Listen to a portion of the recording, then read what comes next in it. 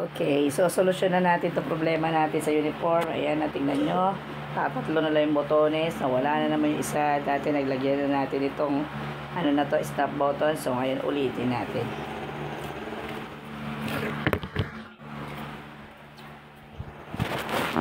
So ganito lang siya gamitin. Lagyan mo lang siya ng pala. Okay, ganito siya gamitin. Lagay mo dyan yung rubber na yan na puti.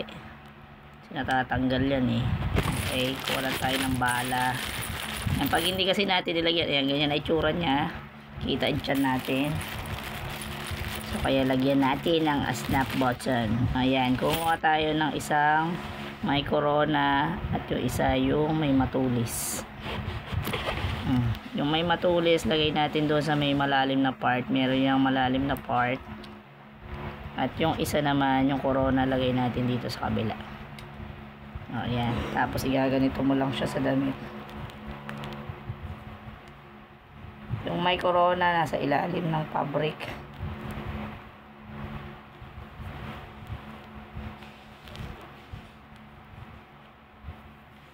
Tapat mo lang kung saan mo gusto lagyan. Diinan mo lang.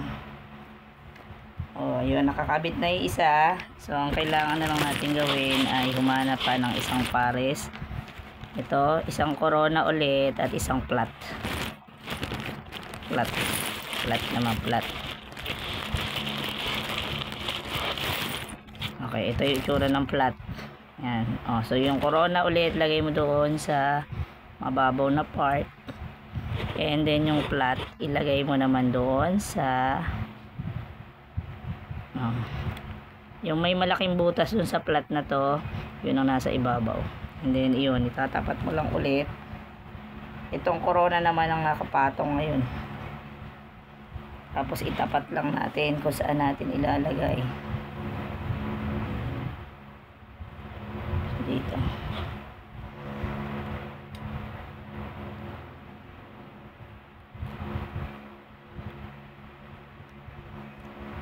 Diin lang ulit natin. At ayan, nakakabit na. So, ito, tapos na siya. Di ba? So, ayan. At meron na pong snap button ng ating uniform at hindi na siya bumubuka-buka. So, dahil nga patapos na ang school year at hanggang ngayon taon na lang pwedeng isuot ng uniform na to ay sinusulit na natin. Kaya nilalagyan na lang natin siya ng snap button. So, ayan lang. Ano pa kinintay mo? Mamili ka na rin ito at magiging gamit na gamit to sa'yo.